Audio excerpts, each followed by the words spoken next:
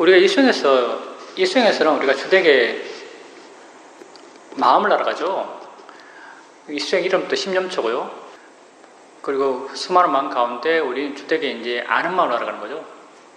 아는 마음이라는 게 아는 마음이 가장 보편적이에요. 마음 가운데서. 그 어떤 마음보다 더 보편적이죠. 왜냐하면 우리가 이렇게 깨어있을 때 알지 못할 데가 없잖아요. 뭔가를 보고 있고, 뭔가를 듣고 있고, 뭔가를 느끼고 있죠. 뭘 생각하든지. 우리에게 이렇게 뭔가 알아지는 게 있을 때 언제나 그 알아짐이 가능한 건 아는 마음이 있기 때문에요. 그래서 가장 보편적이고 항상 있고, 그리고 나름 여러 마음 가운데 색깔이 없는 무채색의 마음이기 때문에 색깔이 있다라고 한다면은 우리가 마음도 좋고 나쁨을 많이 따지죠. 화의 마음, 안 좋은 마음, 기쁨, 좋은 마음, 행복감, 좋은 마음. 우리가 이렇게 마음 가운데도 이렇게 좋고 나쁜 걸 많이 따져요. 좋고 나쁘다는 것도 관념이죠. 이렇게 마음 가운데 관념적 색채가 정말 약한 마음, 그게 아는 마음 같아요. 수행에서 여러 가지 수행 대상이 있죠. 가장 많은 수행 대상은 느낌이거든, 사실요. 느낌을 가장 많은 수행 대상으로 삼아요. 느낌 보는 수행을 많이 가르치죠. 근데 느낌도 보면 느낌 그 자체가 이미 관념을 갖고 있죠. 엉덩이 느낌, 어떤 형태의 느낌, 어디의 느낌, 호흡을 일으키는 느낌, 호흡을 함으로써 공기와 피부에 닿았을 때의 느낌, 이렇게 느낌 그 자체가 관념을 내포하고 있고요. 또 느낌 가운데 무슨 좋은 느낌, 나쁜 느낌, 이렇게 관념적 요소로부터 느낌이라는 것도 그렇게 자유롭지 못해요. 우리가 그 관념을 뛰어넘어서 느낌을 이해한다면 느낌을 그 자체로 이해할 수 있겠죠. 근데 그런 이해를 하기 이전에 관념이 분명하기 때문에 그 관념에 많이 매몰되게 되고 관념으로 많이 마음이 치우치게 되고, 그래서 실제를 이해하는 데 있어서 그 방해된 요인이 되는 거죠. 근데 아는 마음은 정말 특이하게도 사이도가 어떻게, 이건 큰 사이도께서 만들어낸 수행법이라 할 수 있는데, 우리 수행은 쇼미 사이도. 아는 마음은 아무런 어떤 색깔이 없어요. 느낌만 해도 좋은 느낌, 나쁜 느낌, 두카, 수카, 우페카라 그러죠. 느낌을 세 종류로 할 때. 느낌을 5종류로 하면요, 두카, 수카, 도마나사, 소마나사, 우페카라 그래요. 도마나사 먼저 아세요? 두카, 수카는 두카는 몸의 괴로운 느낌, 수카는 몸의 즐거운 느낌, 도마나사는 마음의 괴로운 느낌, 소마나사는 마음의 즐거운 느낌, 우페카는 그냥 좋지도 싫지도 않은 느낌. 이 5가지라는 거죠. 이게 다 관점들이거든요. 이게 실제가 있는 게 아니고요. 좋은 느낌 할 때요. 좋은 느낌 할 때 좋은은 관념이에요. 느낌이 실제죠. 나쁜 느낌 할 때도 나쁘는 관념이에요. 느낌이 실제죠.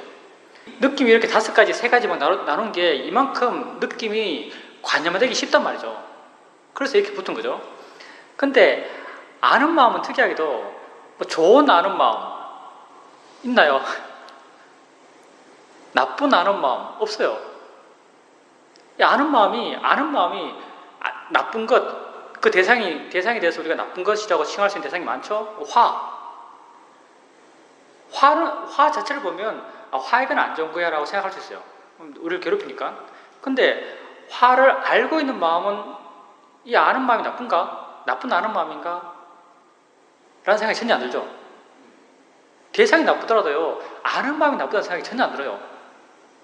왜냐하면 이게 그만큼 관념화가 약하기 때문에요. 뭘 하는 어떤 구체성이 굉장히 약해요.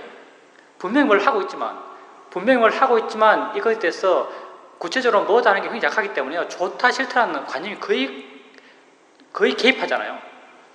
이렇게 법을 이해하는 수행에 있어서 이렇게 법을 이해하는 데 최적화된 수행 대상을 아는 마음 이상의 무엇을 발견할 수 있는가 하면 거의 없을 것 같아요. 정말 아는 마음은요, 수승한 수행 대상이에요. 무엇보다도. 우리가 이제 수행에 나갈 때 이렇게 아는 마음을 주된 대상 삼아서 수행해요. 처음에는 아는 감 묻고 확인하고 아는 감 묻고 확인하지만 나중에는 묻지 않아도 그냥 쭉 이해되는 거죠. 그리고 나중에는 아는 마음을 알아가는 게 그냥 다른 외부적인 것들, 어떤 느낌, 어떤 소리, 이런 것을 특별히 알려고 하지 않으면서 마음의 관심이 내게 있는 그 상태가 곧 아는 마음을 아는 게 돼요. 그냥 내 어디라고 특정 부위를 말할 수는 없겠지만 내게 관심 두는 그 자체가 아는 마음을 알아가는 게 돼 나가요. 나중에는 그냥 관심 두고 있으면 아는 마음을 알아가요. 관심 두고 있으면 무슨 말이냐면 내가 내 자신에 관심 두고 있잖아요. 내가 내 자신에 관심 두고 있을 때는 나는 내 밖에 어떤 소리, 뭐 어떤 느낌 이렇게 대상에가 붙질 않아요. 대상들은 관념들이거든요. 관념적 대상들은 그냥 내게 알아지는 거죠. 나는 그냥 내게만 관심 두고 있어요. 근데 내게 관심 두고 있지만 나의 어느 부위에 관심 두고 있다고 말할 수 없어요. 그냥 단지 내게 관심만 두고 있어요. 그럴 때 사실은 나는 아는 마음을 알고 있는 거죠. 처음에는 이렇게 아는 마음을 알아가는데 아는가 묻고 확인하고 하는 그런 것들이 많은 나의 노력을 요구했지만요. 점점점 아는 마음을 알아가는 게 쉬워지고 나중에는 아는 마음을 알아가려는 노력이 더 이상 필요 없죠. 그냥 관심만 두고 있으니까. 그리고 관심 둔 상태에서 내가 마음을 알고 있는 게 좀 애매해지면은 한번 아는 거라 부를 수도 있고 약간 힘쓸 수도 있고 약간 그쪽 마음적으로 관심을 두게 되면 좀 더 분명해지죠. 사실 이게 좋은 건 아니지만 내가 애써서 노력한다는 게 나를 키우는 것이고요. 내가 커지는 것이고 나란 게 강해지면요. 수행의 상태는 떨어져요. 마음의 질은 떨어지는 거죠. 근데 이렇게 자연스럽게 내게 관심 두고 있고 여러 소리들, 여러 느낌들이 자연스럽게 알아질 때 가끔은 궁금하거든요. 가끔은 애매한 것 같아요. 내가 마음을 알고 있나? 안나를 이해하고 있나? 이게 내가 단지 내게 관심 두고 나를 지켜보고 있지만 마음을 이해하고 있다는 확신이 약할 때가 있죠. 마음이 안 와닿아서. 그럴 때는 한 번씩 체크해 볼 수 있어요. 아는가 물을 수도 있고 익숙해지면은 그냥 마음에 관심을 두려고 하면 관심이 두어져요. 이것도 사실 대단한 거예요. 옛날에는 마음이 뭔지도 몰랐을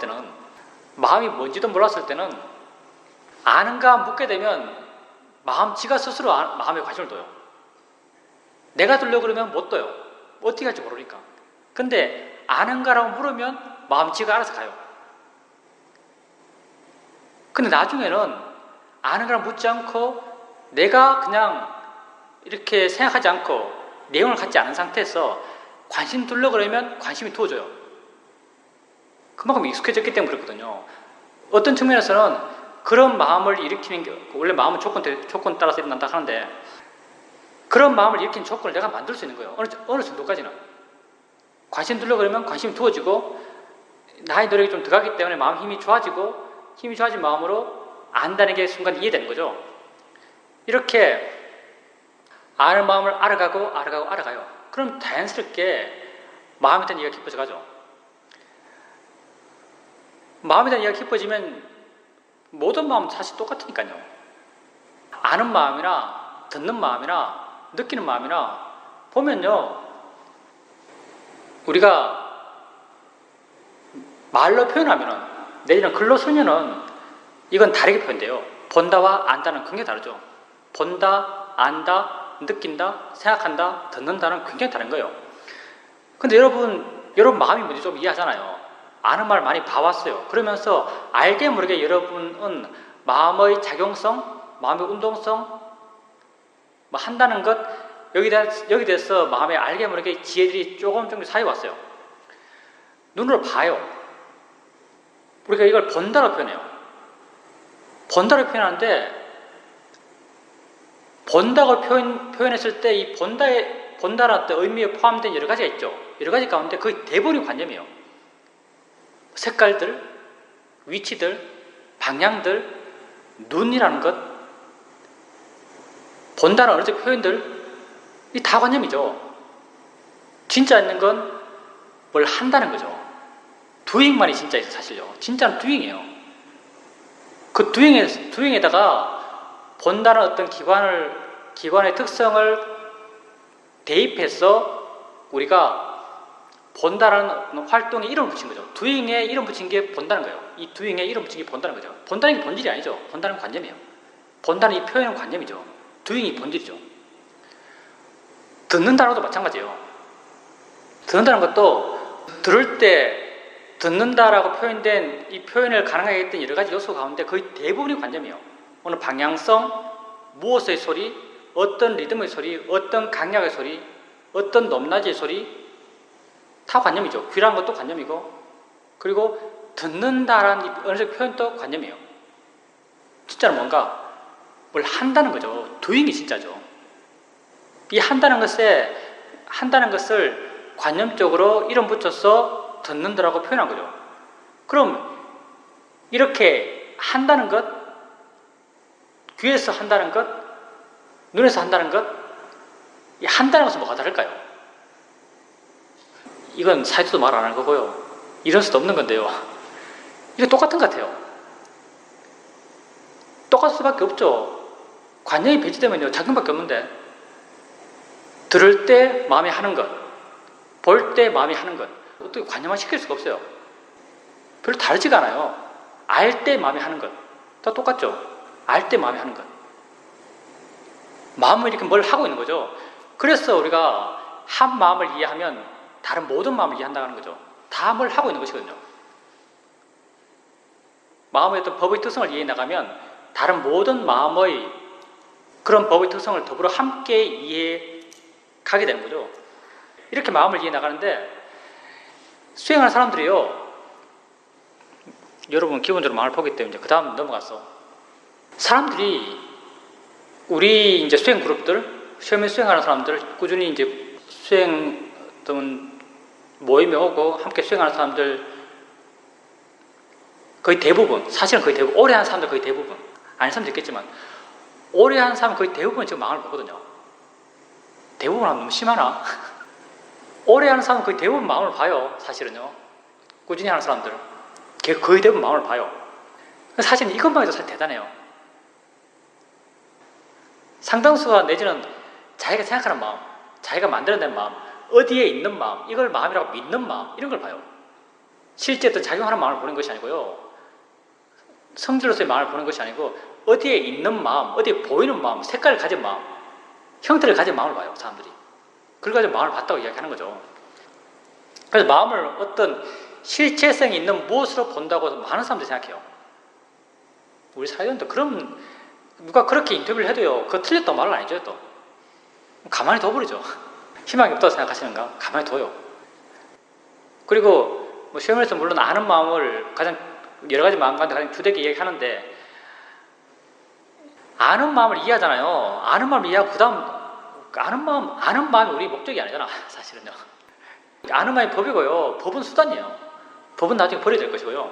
아는 마음을 이해한 다음에 나가야 될 게 뭐냐면요, 수행 지혜 쪽에서 지혜 결과물을 말해주는 건 별로 바람직하지 않지만 우리 뭐 그런 얘기 안 할게요. 다 하죠. 아는 마음을 알고 난 다음 나가야 될 게 어디냐면요, 다음 나가야 될 것은 연기예요. 연기로 나가야 돼요. 아는 마음이 작용이잖아요. 작용은 뭘 하는 거잖아요. 하는 걸 계속 봐나가요. 하는 걸 계속 봐나가면요, 한다는 게 운동성이라면 이제 하는 것을 관념화시켜서 운동성이라면 하는 게 이렇게 하고 있잖아요. 이렇게 하고 있잖아요. 이렇게 하고 있는 이건요, 지 혼자 절대 못해요. 속담에 이 말 있죠. 손뼉도 마주쳐야 소리가 난다. 이게 딱 그거예요. 손뼉도 마주쳐야 소리가 난다. 알며 일어나면 또요, 마주쳐야 알미 일어나요. 알미 일어나기 위해서 마음이 이렇게 하고 있어요. 우리는 이것만 알아요. 우리 수행은 노력해서 우리가 알아가는 부분은요, 이렇게 하는 마음의 작용만을 계속 알아가요. 안해, 나중에 안해라는 어떤 관념적 표현도 없이 그냥 한다는 걸 그냥 마음이 이해해요. 한다는 걸 이해하고 이해해 나가요. 그게 다 이것 하고 있는 걸 이해하는 거예요. 하네라고 이해해 나가요. 이 이해가요, 점점 깊어져 나가겠죠. 당연히 점점 더 분명히 알고 더 분명히 이해해 나가요. 그럼 당연히 이쪽에서 하는 걸 이해해야죠. 마주쳐오는 다른 손뼉을 이해해야죠. 그게 대상이거든요. 근데 이걸로 사람들이 잘 안 넘어가요. 우리가 오래 수행한 사람들. 이것 가지고만 계속 이야기하고요, 이게 또 분명해진다, 이게 된 이해가 또 확실해진다, 아는 마음을 좀 더 이어지게 알 수 있다. 그리고 가끔은 아는 마음도 좋으니까 아는 마음을 알아채하는 마음, 아는 마음을 대상으로 수행하는 마음도 아주 좋은 마음이에요. 법을 이해한 마음이니까. 이런 좋은 마음으로 가끔은 생각을 보게 되면 생각이 뭐구나 이해가 생기고, 가끔 느낌을 보게 되면 느낌이 뭐구나 이해가 생기고, 뭐구나라는 것이 곧 내 것이 아닌 것, 내가 괴로울 필요가 없는 것, 어떤 측면에서는 두리뭉실한 법에 대한 이해가 생겨나요. 그러면서 순간 마음, 사실 법에 대한 이해는 두리뭉실하게 없겠죠. 사실 다 날카로운데요. 표현하자면 그렇게 이해했을 때 마음은 그것으로부터 좀 물러나고 가벼워지고 자유로워져요. 그것 또한 지혜예요. 근데 약간 미시적으로 봤을 때, 미시적으로 아는 마음만 딱 봤을 때 미시적으로 아는 마음에 대한 이해가 깊어지면요, 아는 마음이 지 혼자서 아는 자격을 못해요. 절대로. 아는 마음에 대한 이해가 점점 깊어지면요, 자연스럽게 이것에 대한 이해가 생겨나요. 이쪽 부분에 대한 알아지는 것에 대한 이해, 알아지는 작용에 대한 이해가 생겨나요. 알아지는 작용을 이해해 나가면서 벌써 이건 연기예요. 이 두 개가 함께 묶여 나거든요. 이게 연기예요.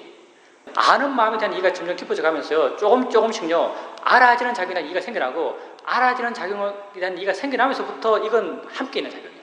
함께, 서로 함께하는 작용이죠. 여기서부터 이건 연기예요.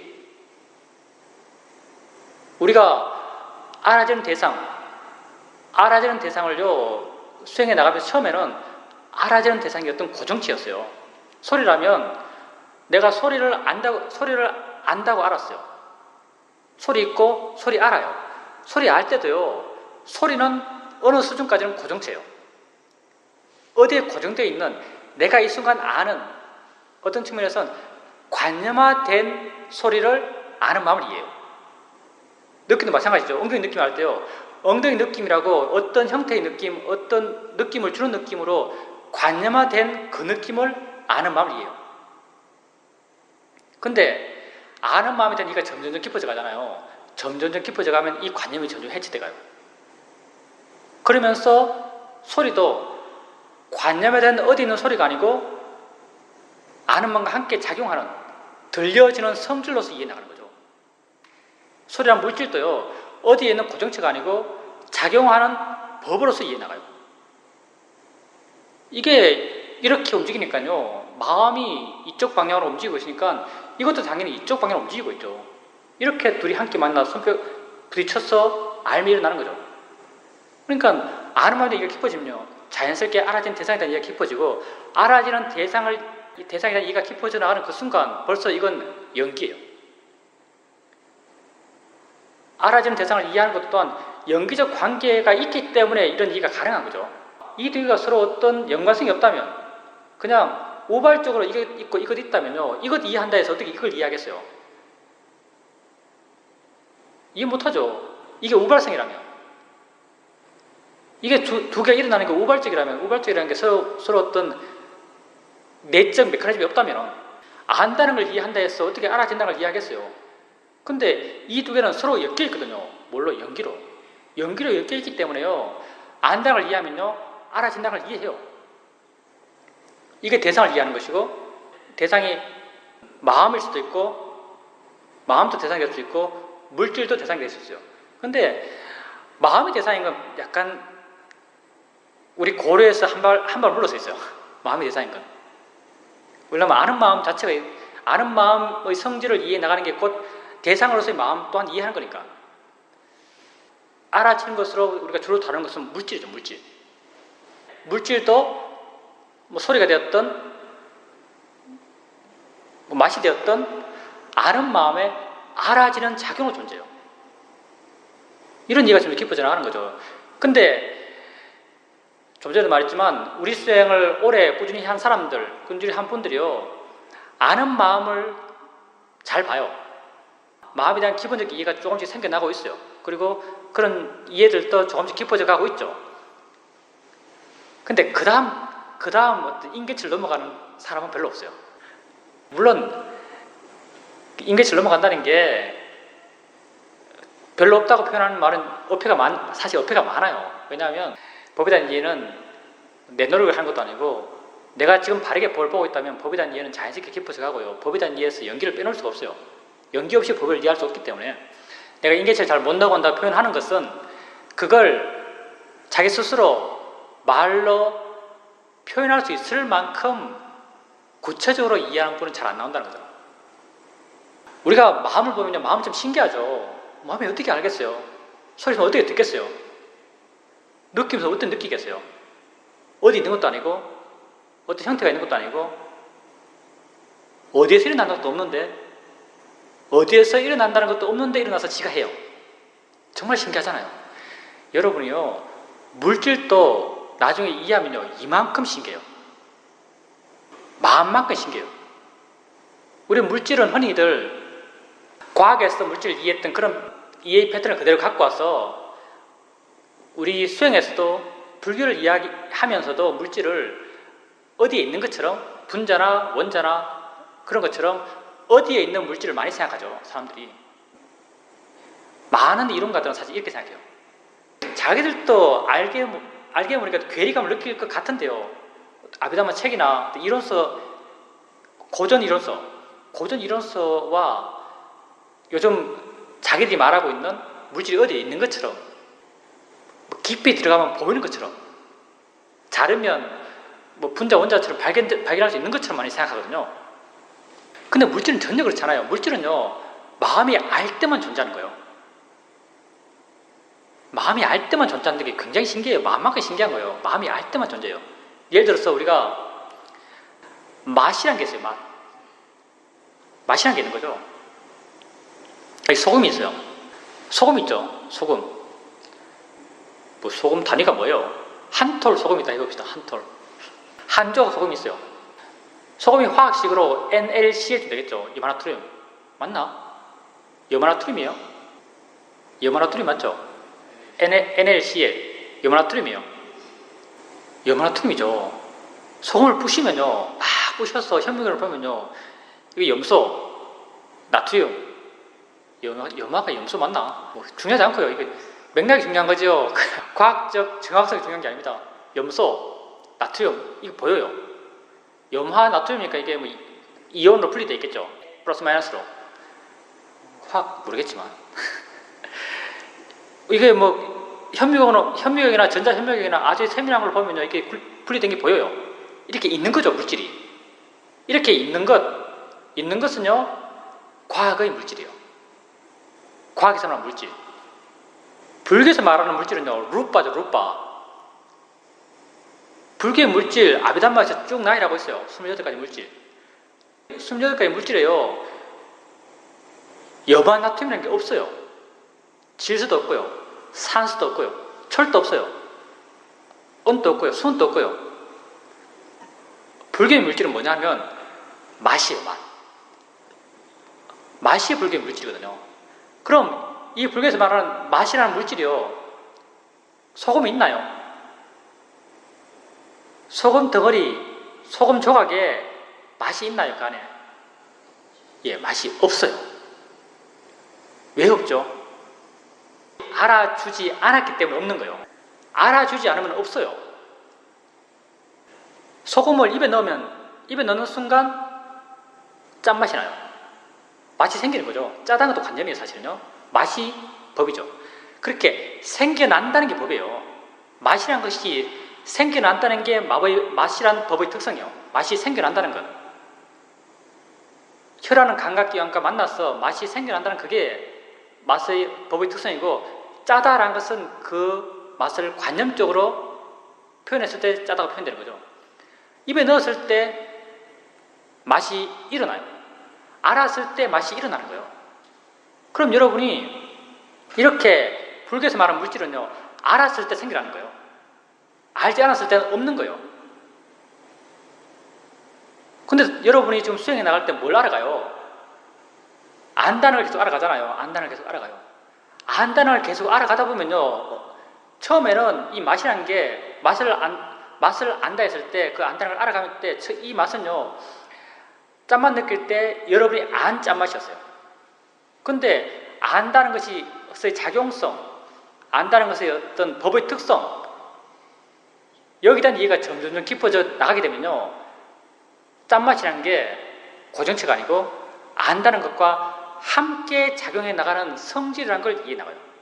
맛이 일어난다, 아는 마음과 함께 이 맛이 일어난다고 이해하는 거죠.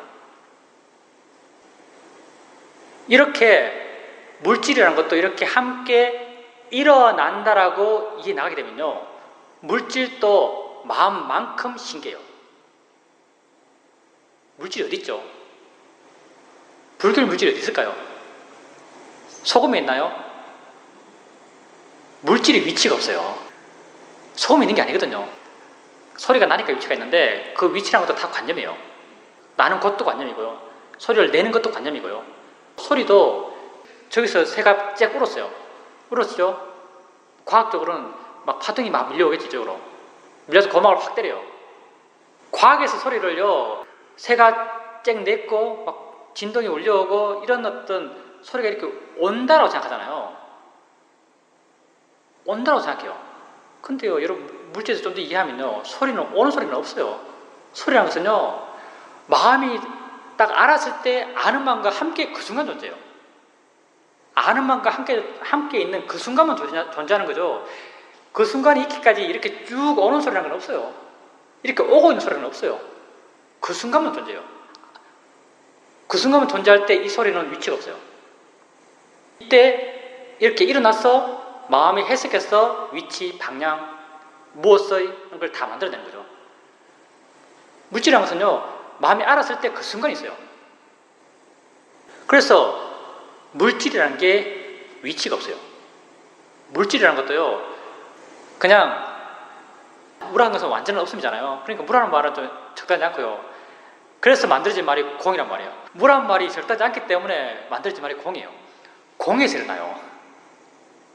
텅 빈 곳에서요, 텅 빈 상태에서 어떤 가능성만 갖고 있는 진공이 된 묘유한 그런 공에서요, 일어나는 거예요. 뭐지 이게?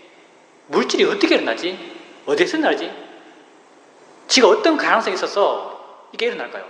마음이 지가 어떤 가능성이 있어서 일어나요. 이것만큼요, 물질이 그 어떤 가능성을 갖고 일어나는 게 신기해요. 근데 이 두 개는 이렇게 연결적으로 엮여 있어요. 아는 것과 알아지는 것. 마음 또한요, 우리가 물질과 마음에서 언제나 우리 수행을 내가 한다 생각하고 내 중심으로 생각하기 때문에요, 우리는 마음 중심으로 생각해요. 마음이 알아주니까 물질이 일어난다고 생각하죠. 물질에 대한 이해가 있어도 마음이 알아주니까 물질이 일어난다고 생각해요. 마음에 우선권을 줘요. 근데요, 이 연결된 이해가 더 깊어지면요, 이건 틀린 말이에요. 물질이 있으니까, 물질이 알아지니까 마음이 알아요. 이것 또한 참이에요. 마음이 아니까 물질이 알아진다는 것도 참이지만요, 물질이 알아져 주기 때문에 마음이 알 수 있다는 말도 참말이죠. 이 둘은요, 선후가 없어요. 서로 그냥 만나서 서로 일어나요. 그 일어나는 원리가 연기고요. 그렇게 해나가다 보면, 이런 이해가 깊어져 나가다 보면요, 내 존재는 거의 무한한 신비의 존재예요. 알므로 살아가는 존재잖아요. 근데 이 알문요, 내가 이해할 수 없는 영역의 존재예요, 사실. 암 그 자체가. 논리적으로, 사회적으로 이해할 수 없어요. 어떻게 이해하겠어요? 마음은 일어나, 더불어 일어나는 물질이 일어나, 위치도 없고 장소도 없고. 그렇게 나를 이해해 나가게 되면요, 나는 정말 신기하게 되고요, 나에 대해서 알고 싶어 하는 마음이 안 생길 수가 없죠. 궁금해요, 정말. 그럼 여러분께서 아는 마음을 알아가면서 이런 이해의 방향으로 나아가야 돼요. 연기를 이해한 사람이요, 쫄라 소따빠나요. 들어보셨죠? 연기를 이해한 사람이 쫄라 소따빠나, 작은 소따빠나죠. 작은 소따빠나는 다음 생에 절대 지옥에 가지 않습니다. 작은 소따빠나는 절대 지옥에 가지 않아요. 다시 말하면 여러분이요, 다음 생을 보장받을 수 있어요. 다음 생에 선처에 나는 것을 보장받을 수 있어요. 여러분, 살아가면서 나쁜 짓 얼마나 많이 했어요. 나도 마찬가지고. 나쁜 짓을 할 수 있는 나쁜 짓 다 했죠. 사실 우리가 살아가면서 한 많은 나쁜 짓 가운데 정말 쪽팔려서 남에게 말 못할 말도 많죠, 사실은요. 쪽팔려서 남에게 말 못할 나쁜 짓도 많이 했어요. 내가 지금까지 좋은 일을 많이 했는가 나쁜 짓을 많이 했는가 하면 누구도 자신 있게 좋은 일을 많이 했다 말 못하겠죠. 정말 나쁜 일 많이 했어요. 근데 이렇게 연기를 이해하면요, 그 이전에 했던 나쁜 짓은 다 그냥 덮어둘 수 있어요. 저 다음 생까지는 덮어둘 수 있는 거죠. 연기에 대한 이해는요, 이거 깊어진다는 표현도 좀, 연기가 워낙 깊숙하니까, 워낙 끝없기 때문에 깊다 말도 좀 적다하지 않겠지만, 여러분이 아는 마음을 이해하면요, 아는 마음을 크게 이해하려 하지 않아도 아는 마음에 대한 이해가 있잖아요. 크게 이해하려 하지 않아도 아는 마음을 이해해요. 이거 똑같이요. 연기에 대한 이해도 여러분이 이게 연기다, 원인 결과다, 이게 있으니까 저게 있다, 이렇게 하지 않아도요, 일어남을 아는 순간요, 이미 이해하고 있어요. 그 일어남의 특성에 대해서. 내가 연기를 이러쿵저러쿵 논리적으로, 언어적으로 원인과 결과를 따져가면서 이해하는 그런 게 아니에요. 그냥 일어남을 나가게 되면 저절로 이해돼요. 그리고 일어난다고 아는 순간, 어느 순간부터는 그 연기에 대한 이해가 내게 있어요. 여러분 스스로가 여러분 자신에게 내가 연기를 이해하고 있나? 함께 일어남, 의지에서 일어남에 대해서 내가 이해하고 있나라고 내 스스로에게 물으면요, 여러분 마음이 답할 거예요. 느낌으로 난 이해하고 있다고. 그게 딴 게 아니죠. 여러분 지금 아는 마음을 알고 있잖아요. 아는 마음을 계속 알아봐요. 아는 마음에 대한 이해가 점점 깊어져 가고요. 아는 마음이, 좀 전에도 말했지만 아는 마음이 그냥 이렇게 하고 있는 거예요. 이렇게 하는 걸 계속 보는데요, 당연히 이쪽에서 오는 걸 보죠. 이쪽에서 오는 게 이해가 되는 거죠. 여러분은 이것만 봐요. 그렇잖아요. 여러분은 아는 것만 봐요. 아는 것만 보고 있는데 이게 이해돼요. 왜 이해되는가? 이것들이 연기하기 때문에요. 이것이 이해되면서부터 벌써 이건 연기예요. 그리고 이게 점점 깊어져 가면 그냥 있다고 아는 순간 연기를 이해하고 있어요. 연기를 이해하는 마음이 돼요. 그리고 기대하건 바, 죽을 때도 아마도, 죽어갈 때도 내게 일어나는 걸 보면서 그 일어남의 연기성, 일어남의 상관성, 그 의지성에 대해서 이해하는 지혜가 있을 수 있지 않을까 생각해요. 그 연기에 대한 이해가요, 지금 있어서 다음 생에 보장되는 것이 아니고요, 죽을 때 있어야만 다음 생에 보장돼요. 만만치 않죠. 죽을 때 있어야 돼요. 근데 이런 이해가 별것 아니에요, 사실요. 이해하면 굉장히 어렵겠죠. 근데 저절로 생기는 이해이기 때문에요, 여러분이 지금 아는 마음을 아는 게 그렇게 어렵나요? 아는 마음을 아는 게 별로 안 어렵잖아요. 아는가 물으면 거의 대부분 확인되잖아요. 그리고 많은 경우는 아는가 묻지 않아도 그냥 이해가 돼요. 연기에 대한 이해는요, 법에 대한 이해가 붙어 있어요. 여러분이 만약 법을 이해하고 있다면요, 이 법을 이해하는 그 순간 연기에 대한 이해가 제로일 수가 없어요, 사실은. 법에 대한 이해는 곧 연기에 대한 이해. 법에 대한 이해가 곧 일어남에 대한 이해니까요.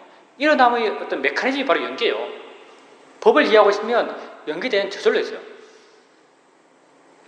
그 이해를 구체적으로 뭐냐라고 말하면 할 말은 별로 없겠지만, 뭐냐라고 말하면 부처님 말을 갖고 올 수밖에 없어요. 이게 있으니까 저게 있고, 이게 없으면 저것도 없다, 이렇게밖에 말 못해요.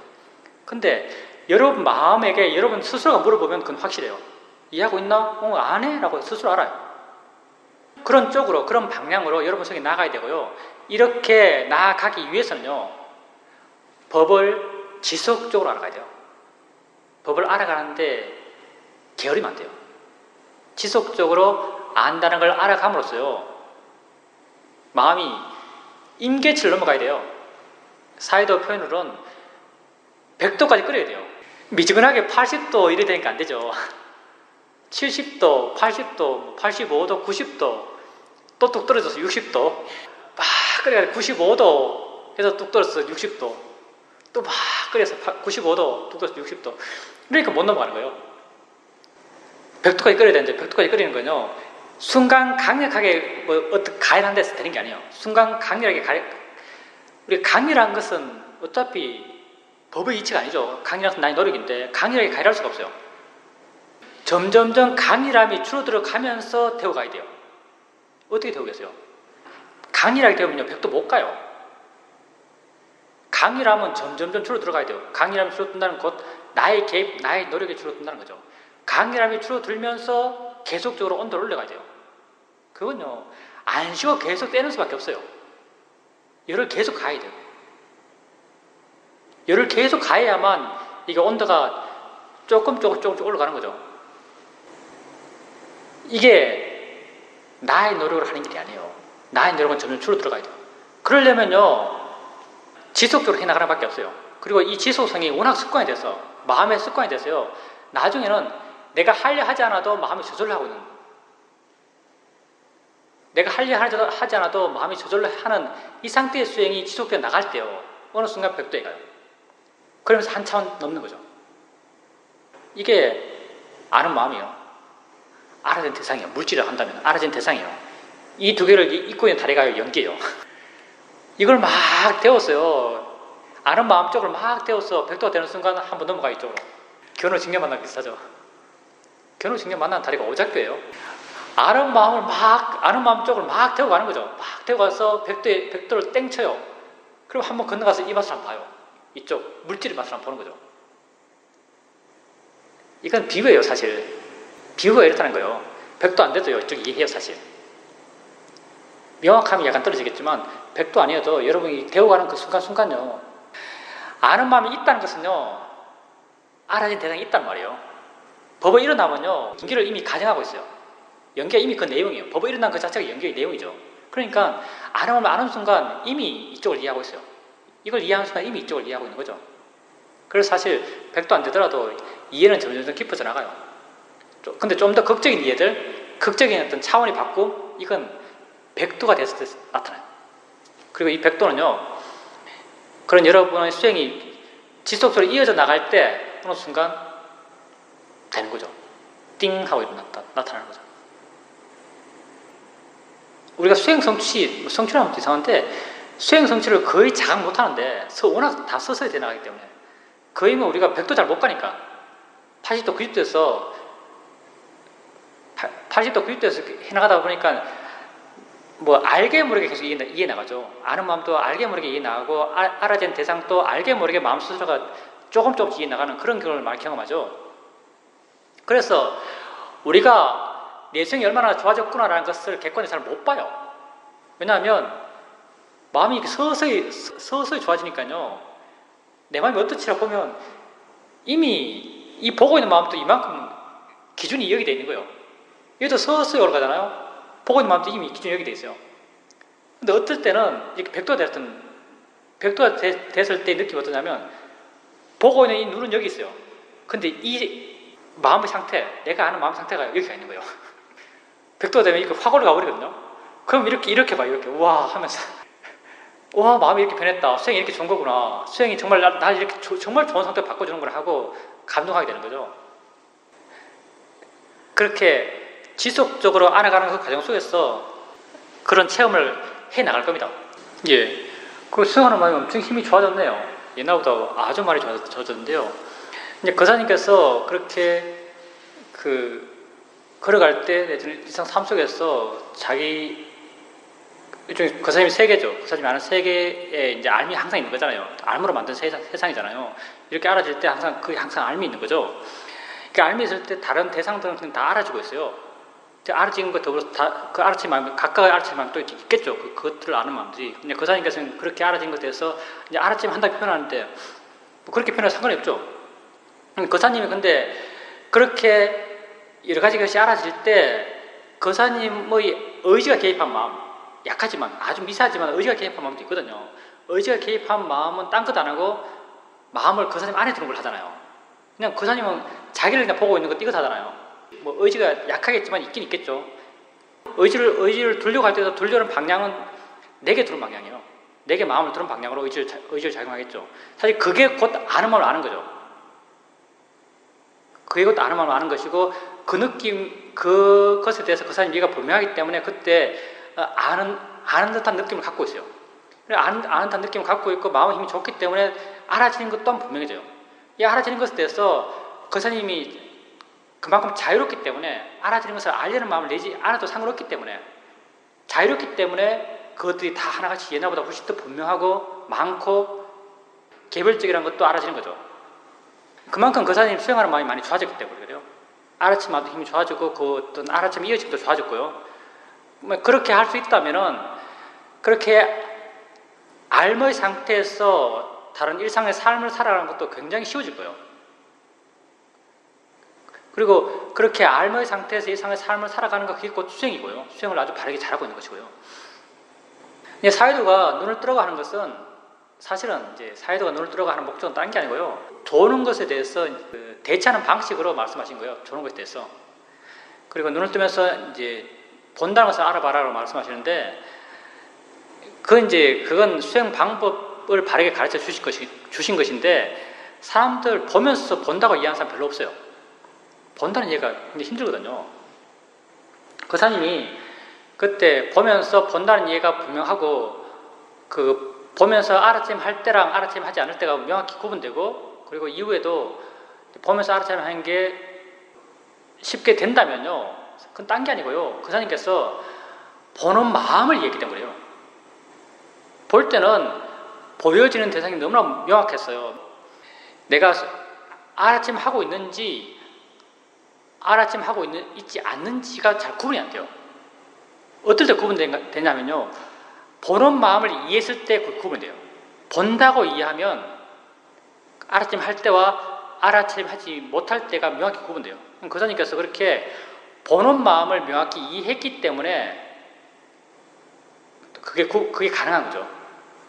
보는 마음을 거사님이 바르게 이해한 건 또한 거사님이 아는 마음에 대한 이해가 깊어졌기 때문에 보는 마음을 이해한 거예요. 그래서 수행하는 방식이 별로 옛날과 똑같아요, 사실은요. 수행하는 방식은 옛날처럼 대상들은 자연스럽게 들어오고 있고, 거사님은 전체적인 것을 안다는 걸 알아가요. 그게 이제 거사님 나름의 패턴이 생겼어. 이제 거사님 나름의 어떤 그런 수행 테크닉이 있겠죠. 그렇게 계속 알아가시면 되고요. 그렇게 수행에 나갔을 때 다음 무엇을 기대할 수 있는가? 그냥 마음이 힘이 좋잖아요. 그렇게 나갈 때 알아차림 힘도 좋아지고 이어짐도 쉬워져요. 이렇게 해나갈 때요, 다음 뭘 기대할 수 있냐면요, 그렇게 하는 것, 내지는 그렇게 일어나는 것, 내지는 그렇게 알아지는 것에 대해서 거사님의 관심이 커져요. 뭔가 그렇게 일어나는 것이 신기하다, 재밌다, 어떻지, 이런 마음들이 힘이 좋아져가요. 그런 마음들이 바로 법에 대해서 조사하는 마음이고요. 그런 마음이 지혜고요. 지혜가 마음을 깨워요. 활기차게 만들고, 그러면서 거사님 스스로가 수행하려는 에너지들, 개입하려는 에너지들을 줄여가요. 왜냐하면 내가 관심이 있으면요, 내가 수행하려고 할 필요가 없어요. 왜냐하면 관심 있는 순간 마음은 관심 있는 것에 가 있으니까. 관심 있는 데 가 있는 그게 바로 알아차림이거든요. 알아차림이 있으니까 저절로 마음이 고요해지고, 고요함이 있으니까 이해가 있고, 이해가 있으니까 신심이 있고, 신심이 있으니까 노력이 있어요. 그러니까 그렇게 알아차림이 자연스럽게 이어져 나가게 되면요, 점점점 마음의 힘이 좋아진다고 느껴지는데, 이 마음의 힘이 좋아지는 가장 근본적인 힘은요, 관심의 힘이에요. 뭔가 자기에게 일어나는 것, 자신의 수행 체험, 내지는 자신이 지금 알아차림 하고 있는 것, 이것에 대해서 관심이 생겨나요. 그러면서 더불어서 수행이 점점점 자연스러워져 가고, 오토매틱이 되어 나가고, 마음의 힘이 좋아진다고 느껴지고, 활기가 느껴지고, 이렇게 되어 나가는 거죠. 그럼 관심이 생기십니까? 지혜의 힘이 좋아졌기 때문에 그게 이제 재미있다고 느껴지는 거죠. 재미있다는 게 바로 일어나는 게 관심이잖아요. 관심이나 거사님이 하고 있는 것, 알아차림, 수행하는 것, 여기에 대해서 재밌는 거예요. 재밌다는 건 그게 관심이 있기 때문에 재밌는 것이고, 다 이게 지혜의 마음이 일으키는 마음의 느낌이죠. 그렇게 계속 수행해 나가보십시오. 지금은 일종의 탄력이부터 할 수 있죠. 그렇게 할 수 있는 만큼 이어지게 계속 해 나가시면요, 거사님이 알든 모르든 이해들은 계속 깊어져 갈 겁니다. 수없는 대상과 함께 수없는 마음이 일어나고 있다는 게 이해가 됩니까? 좋습니다. 그건 또한 거사님이 마음에 드는 이야기가 깊어져서 그렇고요, 연기가 뭔지 이해했기 때문에 그래요, 사실. 거사님이 아는 건 구체성을 갖고 아는 것은 대상들이거든요. 구체성이라는 건 또 관념이니까요. 관념적으로 많은 게 알아져요. 많은 부위의 느낌들, 많은 종류의 소리들. 근데 이렇게 알아진 것에 대해서 다 마음이 있다고 이해되잖아요. 각각의 대상에 대해서 각각의 마음이 있다고 이해되는 거죠. 이게 거사님께서 아는 마음에 대한 이해가 깊어졌기 때문에요, 뭘 보면서 더불어 함께 있는 게 있다고 이해하는 거죠. 마음에 대한 이해가 깊어진 거예요. 이게 곧 유기성이거든요, 사실. 그런 방향 이해가 계속 깊어져가요. 그리고 이런 이해가 그냥 이해 혼자 있는 게 아니고요. 이런 이해가 또 작용해요. 이런 이해가 바로 그런 관념으로부터 나의 마음을요, 물러나고 가볍고 자유롭게 만들어줘요. 고통받지 않게 만들어주는 거죠. 고통받지 않는 것, 이게 불교의 1차적인 목적이죠. 그 사람이 삶으로부터 점점 조금씩 자유로워져 갈 겁니다. 근데 그 사님께서 이제 작용밖에 없다라는 말 있잖아요. 사실은 이 말이 중요한 게 아니고요. 뭐 이 말은 많이 들었잖아요. 내가 항상 하는 말이죠. 모든 것이 우리가 결과다. 모든 것이 일어납니다. 모든 것이 doing이다. 이런 말을 엄청 많이 해요. 지식적으로 알고 있는 거죠. 사회로서 알고 있어요. 생각해보면 그런 관내라고 사회해요. 근데 이런 게 어느 순간 그 사람의 마음이 되뇌일 수 있거든요. 작용밖에 없네라고 되뇌일 수 있어요. 깨어났을 때 작용밖에 없네라고 되뇌일 수 있는 거죠. 이 되뇌임 자체가 그렇게 큰 의미가 있지는 않아요. 왜냐하면 그냥 이건 이미 아는 것이니까.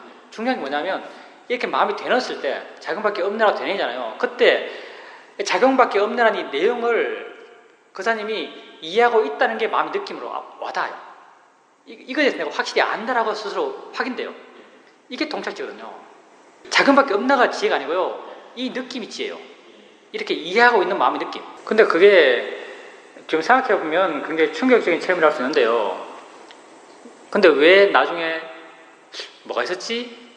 라고 의심될 만큼 잊어버렸을까요? 그 사람이 바른 이해를 한 거잖아요. 자연과 성경에 대해서, 법에 대해서 바른 이해를 했어요, 순간. 근데 그 바른 이해가요, 그때 분명한 내용을 갖고 약간 구체성 있게 강하게 일어났을 뿐이죠. 일상의 보통 수행, 그 이후로 수행해 나가잖아요. 보통 수행의 과정 속에도 그게 없는 게 아니에요. 보통 수행 과정에도 다 그게 녹아있는 거죠. 그래서 지나보면요, 별로 그게 그렇게 특별하지가 않아요. 사실은 그때는 강했어, 그 순간 대단하다고 생각할 수 있겠는데 지나보면 이 이해라는 게 특별하지 않아요. 왜냐하면 이 이해가 지금 이 순간에도 계속 있어요.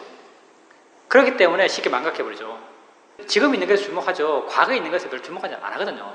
근데 그 사님께서 이제 과거 생각하면서 그때 뭐가 있었는데 뭐지라고 생각해 보니까 이제 그게 유추 되면서 그게 드러난 거죠. 지금도 그걸 하고 있기 때문에 과거에 그렇게 일어났던 게 별로 특별하지 않기 때문에 그 어떤 기억이나 그런 게 잘 강하게 남아있지 않는 거죠. 그리고 그렇게 되었을 때는요, 뭘 해보시냐면은 작용밖에 없다고 이해했잖아요, 마음이요. 그때 그 이해를 통해서 마음의 질적 수준이 확 달라진 느낌이 있었어요, 혹시? 그런 이해만 있었어요. 그걸 회광반주라고 그러죠. 그 사람이 이해가 있고 어떤 이해를 했다고 확인하고 그 이해로 인해서 어떻게 변했다는 걸 아는 거죠. 그건 자연스러운 과정이고요. 그 사람 스스로가 그 이해의 가치에 대해서 스스로 판단하죠. 그 알고 나는데 그 알았던 것이 옛날에 알았던 것보다 훨씬 깊어요. 그러면 당연히 좀 더 깊은 걸 알았다, 좀 더 큰 지혜를 얻었다고 아는 거죠. 뭐라 그럴까요? 폭발적인 통찰지는 아닌 것 같아요. 이렇게 막 성숙돼 와서 계속해서 성숙해 와서 어느 순간 구체성을 갖고 드러난 것 같아요. 왜냐하면 상대 폭발적이면요, 내 스스로가 자기 마음의 극적 변화를 느껴요. 마음 수준이 극적으로 변해요. 마음이 확 달라진 느낌이 들거든요. 이제 그리고 또 그 사님께서 그럴 때 해볼 게 뭐냐면, 뭘 해보시냐면요, 지금까지 우리가 수행해 오면서 바른견해를 얘기하잖아요. 바른견해가 이제 자연의 대상이다. 자연의 지다 대상에 대해서 꾸준히 수행해 오면서 계속적으로 이렇게 오면서 통찰지의 내용으로서 조금씩 이해해 왔어요. 통찰지의 내용으로서. 근데요, 거사님께서 그렇게 분명한 내용을 갖고 있는 분명한 지혜가 생기면요, 그게 거사님의 바른견해가 돼요. 거사님이 구체적으로 서진 않았겠지만요, 지가 서요, 사실은요. 거사님께서 이렇게 작용뿐이다라고 이해했잖아요. 좀 깊이 있게 이해했어요. 그러면 다음에 아르침 할 때 소리 듣고 느낌 알잖아요. 그럼 거사님께서 그렇게 애쓰지 않더라도요, 소리 할 때 소리의 작용성, 이 마음이 순간 이해돼요. 그리고 느낌 할 때 느낌의 작용성이 마음에 이해가 돼요. 이 한 마음으로 그걸 알아요. 지혜 있는 마음으로 그걸 알기 때문에 이미 많이 자유롭죠.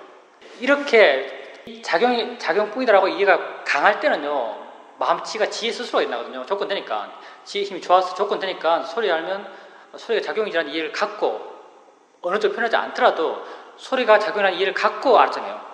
느낌 할 때도 느낌이 작용이라는 이해를 갖고 알아차하는 거죠. 근데 이제 시간이 지나면서 점점 이게 힘해져가요. 지혜라는 게 힘해져 가니까. 시간이 지나면서 점점 힘해져 가면서 나중엔 다시 옛날 거 쓰겠죠. 자연의 대상이다. 근데요, 다음에 혹시 그렇다면은, 그런 경우가 있으면요, 그사님께서 약간 의도를 갖고요, 소리 들으면서 작용이라고 이해가 있나? 작용이지? 라고 하면서 들어보세요. 느낌 알면서 작용이지? 라고 하면서 들어보세요. 그럼 그 이해가 더 분명해져요. 이게 점점 구체적이 돼가면요, 나중에는 자연의 시다 대상이라는 걸 일으킬 필요가 없어요. 바른게는 무수하게 많거든요. 자연의 시다 대상이라는 것은요, 그냥 그 중에 하나 뽑아와서 쓰기 편하니까 뽑아와서 제시해 주는 거예요. 거사님 스스로의 지가 생기면요, 이건 자연의 시다 대상이라는 이런 주어진 바른견해보다 훨씬 훌륭한 바른견해요. 왜냐하면 마음에 내재적으로 강한 힘으로 존재하거든요. 거사님이 일으키려고 할 필요가 없이 그냥 스스로 일어나는 힘이 훨씬 좋아요. 조건이, 거사님이 수행해서 스스로 만든 조건이 이게. 지혜가 날 수 있는 마음의 조건을 만들었어요. 이 지혜가 날 수 있는 마음의 조건을. 그래서 거사님이 노력 없이 이 지혜가 저절로 있는 것으로서 훨씬 더 힘을 갖고 있어요. 나의 노력이 훨씬 수행해서 줄어들 수 있는 거죠. 그래서 이런 지혜를 쓰는 게 자연의 지다 대상보다 훨씬 효과적이에요. 소리 알면서 작용이지, 느낌 알면서 작용이지. 좀 해나가다 보면 나중에는요, 작용이라는 말을 할 필요가 없어요. 느낌 아는 순간 작용이라고 이해하고 있다는 걸 내가 확인해요. 확인할 수 있어요. 뭐 생각하는 순간 그게 작용이라고 내가 이미 이해하고 있다는 걸 내 마음의 느낌으로 알아요. 지혜가 훨씬 더 자발적으로 조건 속에서 지혜 스스로 해나가는 게 훨씬 더 힘이 좋아요. 일어난 건 그게 우리가 지혜 명상을 하기 때문에요. 우리가 지혜 명상을 해요. 지혜 명상이 무슨 말이냐면 모든 것이 작용이다. 이게 지혜의 내용이죠. 내가 들었어요. 이게 문해죠. 들었어요. 생각해보면 모든 게 작용이지 라고 수행 좀 해나가다 보면, 아는 말 좀 알아가다 보면 모든 게 작용이지 생각해보면 내가 수긍해요. 이게 사이죠. 근데 그 사람이 그때 통찰한 거거든요. 그 사람이 사전에 뭐 소리가 작용인가? 느낌이 작용인가? 생각이 작용인가? 이거 안 따졌어요. 그냥 일어나서 자연스럽게 마음이 좀 자연스럽게, 그 사람이 수행한다는 생각도 별로 없었을 거예요. 아주 자연스럽게 지가 해왔던 대로 마음 지 스스로가 나를 대상으로 삼아요. 그러니까 나는 뭘 알고 있죠. 알고 있는 나를 대상으로 삼았어요. 이게 작용에서 일어나는 걸 보는 순간 작용이네 라는 이해가 생겼어요. 어떠한 사전 준비도 없이, 어떠한 사전적 노력도 없이, 이게 통찰지거든요. 통찰지가 생겼어요. 이 통찰의 지혜는요, 거사님이 이전에 수행해오면서도 통찰의 지혜로서 작용한 걸 이해해왔죠. 그렇지만 그 이전에 이해해왔던 것보다 훨씬 더 깊은 이해예요. 그리고 거사님이 또 계속 수행해 나가다 보면요, 이것보다 더 깊은 이해를 할 거예요. 이게 우리가 아주 명료하게요, 우리가 하고 있는 수행이 지혜 명상이라는 걸 보여줘요. 지식 명상이 아니에요. 지식 명상은요, 한 번 알면 끝이에요. 지혜 명상은요, 한 번 알아도 절대 안 끝나요. 계속적으로 이해가 깊어져 가요. 그리고 이해의 깊이는요, 끝이 없어요. 지혜는 처음에는 뭐 보는 것을 이해했다, 뭐 듣는 것을 이해했다, 뭐 생각이 마음이라고 이해했다, 생각하는 것이 마음으로 이해했다, 이 내용이 어느 쪽으로 많이 표현돼요. 근데 지혜 명상을 해나가고 지혜가 점점 깊어져 나가다 보면요, 이런 지혜의 내용에 대한 어느 정도 표현들은 점점 단순해져 가요. 나중에는 사람도 점점 단순해져 가요. 이해도 단순해져 가고. 근데 그 깊이는 끝없이 깊어져 가는 거죠. 사실은 작용이라는 이해는요, 연기는 그냥 똑같아요. 작용이 왜 작용이겠어요? 연기하는 게 작용이죠. 연기를 왜 연기해요? 뭘 작용하니까 연기죠. 별로 이게 안 달라요. 이해 나갈 때는 작용이라고 표현할 때 그거 따로 이해된 것 같고, 무슨 원인 결과라 이해하면 그 원인 결과 따로 이해된 것 같고, 하지만요, 나중에는 뭐 작용이니 연기니 법이니 하는 게 다 그냥 목적으로 다 하나요. 점점점 지혜의 내용이 점점 단순해져 가요. 이 단순함 속에 내가 점점 약해져 가요. 이렇게 따로따로 할 때는 이 따로따로한 것 자체가요, 나라는 걸 내포하고 있어요. 근데 이렇게 단순해져 갈 때요, 이 단순해져 가는 것은 내가 점점 빠져가는 것과 함께 괴를 같이 해요. 이 이해 깊이는 끝이 없는 거죠. 완전한 물은 부탁뿐이에요. 완전히 이해하지 않아도 우리는 우리의 수행의 목적을 달성할 수 있어요. 아랑이 될 수 있어요. 그자님께서 만약 자고 일어나서 그렇게 이해했다면요, 잠들기 전에 수행했기 때문에 가능합니다. 잠들기 전에. 그리고 거사님께서 자고 일어났을 때 바로 된 이유 중에 하나가 뭐냐면, 자고 일어났을 때 수행하려는 노력을 하지 않았기 때문에, 그런 노력이 필요 없었기 때문에 가능해요. 그때 일정 부분 좀 멍하다는 느낌이 들 정도죠. 전혀 노력하지 않는 마음이 사실은 마음이 아주 균형 있는 마음이죠. 어떤 측면에서 워낙 마음이 좋기 때문에 좋다고 전혀 느끼지 않는 마음 상태예요. 통찰지는 그런 마음이 생기는 거죠. 그리고 수행에 나가는 것도 그런 마음 상태가 되기 위해서 수행에 나가는 것이고요. 보살이 만약에요, 들었어 확실히 알았다라고 생각한다면요, 들은 내용에 대해서, 법에 대해서, 수행에 대해서, 들은 내용에 대해서 확실하다, 알았다라고 생각한다면요, 그건 보살님이 어디에 묶여있는 거예요. 진짜 묶여있는 거예요. 이렇게 묶여있는 사람이 이론가들이에요. 이론가들. 공부하는 사람 다 한 줄 알거든요. 그 사람이 자기가 갖고 있는 어떤 서적 책의 어떤 정보들을 취하고 거기서 인과를 이해하고 막 이해하면서 불교가 뭔지 자기 소리 이해했다 생각해요. 근데 그 이해가요, 자기가 믿는 것이죠. 자기가 믿는 것에 이미 도달해 있어요. 그러면서 이게 다인데, 이론가들은요, 다한 것처럼 생각해요. 다한 것처럼 느낀다면 이건 보살님이 묶여있는 거예요. 이 국십되어 있는 것이고, 이 상태에서 집착하고 있는 거예요. 보살님이 정말 이걸 통찰적으로 이해한다면요, 이해해도 부족해요. 거사님께서 만약 이렇게 작용이라고 얘기했잖아요. 작용이라고 이해가 있어요. 이해가 있지만요, 돌아서 보면 이걸 내가 완전히 이해했다고는 안 알아요. 작용이라고 이해하면요, 작용에 대한 더 큰 관심이 생겨나요. 더 큰 관심이 뭐에 관심이 있겠어요? 모르니까 관심 있는 거예요. 바르게 이해하면요, 더 큰 관심이 있고 더 큰 빈자리를 발견해요. 이해하지 못한 어떤 빈자리.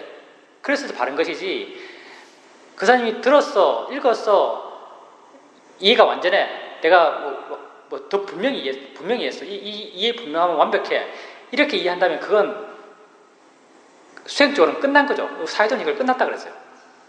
사회도 표현은 끝났어, 그 사람은 수행적으로 끝난 사람이야, 이렇게 말해요. 내가 완전히 이해했다 하면 그 사람은 수행적으로 끝난 사람이야. 바르게 이해했다면요, 더 부족한 걸 더 많이 발견해요. 꼭 부족하다는 게 아니고요, 이 부족함이라는 말도 좀 어폐가 있는데, 언어가 부족하니까 내 스스로 만족하는데요, 작용을 하면요, 이게 작용이라고 이해하면요, 작용에 대해서 더 큰 관심이 생겨나요. 내가 다 안다면 관심이 필요 없죠. 다 아는데 뭐 관심이 있겠어요. 작용이라고 이해하면요, 작용이라고 통찰하면요, 작용이라는 것에 대해서 더 큰 관심이 생겨나요. 더 큰 관심을 나는 부족함이라고 말하는 거예요. 들어서 이해하는 것은 영원히 보살님을 만족시킬 수 없습니다. 만족한다면 틀린 거예요. 그게 이해가 되는 건요, 보살님이 수행하기 때문에 이해되는 거예요. 보살님이 들어서 이해하는 게 아니에요. 들어서 이해하는 것은요, 정보일 뿐이고요, 그걸 들어서 이해하는 것, 보살님이 듣는 것과 보살님이 수행하는 것이 다르지 않잖아요. 똑같은 건 사실은요, 내용적으로 똑같아요. 이 두 가지 가운데 진짜 보살님에게 내가 이해하고 있나고 물었을 때, 내가 이해하고 있지, 내게 이런 이해가 있지라고 스스로에게 증거될 수 있는, 스스로에게 수긍될 수 있는 이해는요, 보살님이 수행해서 얻는 거예요. 수행해서 그런 이해가 생길 수 있는 조건이 들어서 생겨요. 근데 들어서 이해한 것은 결코 보살님을 만족시킬 수 없어요. 그리고 보살님이 만약에 내 말 듣고, 내가 한 법문을 듣고, 그런 것 같다, 내게 이해가 좀 생긴 것 같다 라고 느껴진다면요, 그 이해의 느낌은 내 말을 들어서 생긴 게 아니고요, 내 말이 따로 별나라에서 온 말이 아니잖아요. 보살님이 수행하고 있는 것을 그대로 이야기한 거예요. 수행의 과정들, 수행에서 나타났던 그런 결과들을 이야기한 거죠. 내가 말한 내용을 벌써 보살님이 수행했어요. 보살님이 내 말을 듣고 어떤 이해가 생겼다면요, 내 말을 들어서 생긴 게 아니고요, 이전에 수행했기 때문에 생긴 거예요. 다 각자가 스스로 한 것 때문에 그런 좋은 게 생기는 거죠. 다른 모든 건 그냥 조건일 뿐이에요. 그런 게 생길 수 있는 조건이 되어줄 뿐이죠. 본문 듣는 것도 그렇고 뭐 책 읽는 것도 그렇고 조건이 되어줄 뿐이죠. 진짜 나 이해, 또 우리가 통찰자라 부르는 진짜 나 이해는요, 다 내가 함으로 생기는 거예요.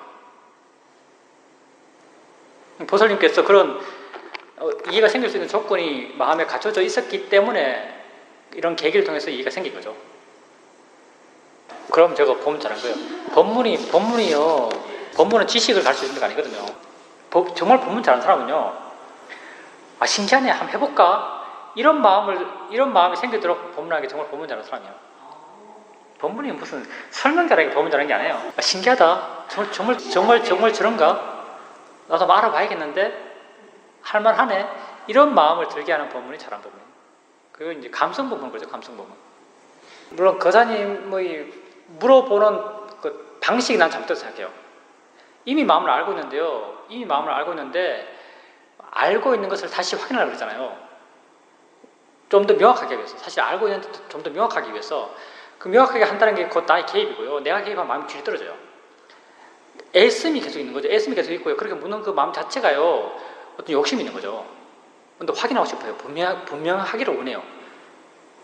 자연스러움 속에 놓아두는 것이 아니고요. 개입해서 뭔가 명확히 만들고 싶어요. 이게 다 욕심이거든요. 그런 과정이 그런 게 다 이렇게 떨어져가요. 마음의 질이 떨어져가요. 그러니까 이해가 분명하지 않은 거죠. 거사님께서 이제 그 놓아두는 그 자체가요, 수행을 굉장히 자연스럽게 만들었어요. 자연스럽게 만들면서 이해도 자연스럽게 커져간 거죠. 이렇게 자연스럽게 커져갈 때 내가 자기에게 물어보면 남이 하는 것이 아니고 자기 스스로 안다고 했을 때요, 이렇게 자연스러운 속에 수행해 나갈 때요, 지혜가 점점 강해져요. 자연스러운 속에서 이렇게 강해진 지혜를요, 거사님께서 이렇게 자연스럽게 수행해 나가다가 돌이켜서 내가 아는 마음 이해하고 있나? 한번 확인해 보면 그때 명확해져요. 내가 물어보는 것은 이런 명확함이죠. 남이 나를 이해하는 것이 아니고 내가 스스로 물어봤을 때 내 스스로가 나의 상태를 수긍하는 거예요. 그렇게 이해하는 거죠. 거사님께서 옛날에 했던 것은요, 욕심으로 어떤 걸 잡는 거예요. 자연스럽게 놓아두는 걸 못 하신 거죠. 근데 지금은, 물론 지금 이렇게 수행 상태가 좋아진 것 또한 옛날에 해왔던 그런 에너지의 영향이 있죠. 연을 계속 쳐오신 거예요. 근데 지금은 마음이 좋아져서 자연스럽게 할 수 있게 되는 것이고, 자연스럽게 놓아줄 수 있게 된 거죠. 놓아두게 되면요, 어떤 이런 지혜들이 지 조건 속에서 자기 스스로 해나가요. 그러면서 지혜의 힘이 지가 깊어져 가는 것도 자기 스스로 깊어져 가는 거죠. 거사님은 옛날에 노력으로 지혜를 깊게 하려고 그랬어요. 좀 더 분명히 이해하려고 그랬죠. 근데 안 되죠, 당연히. 노력으로. 욕심이니까. 근데 지금은 자연스럽게 수행해 나가면서 지혜 스스로가 조건 되니까 지 스스로가 깊어져 가요. 그러다가 가끔 개입해서 내가 이해 있나? 이걸 내가 이해하고 있나라고 물어보면 이해하고 있다는 걸 알아요. 이렇게 확인하는 거죠. 그러니까 수행은 내가 하는 게 아니에요. 마음 지가 해요. 내가 하려는 수행을 하셔서 그렇게 오랫동안 그 상태에서 정체되게 계셨죠.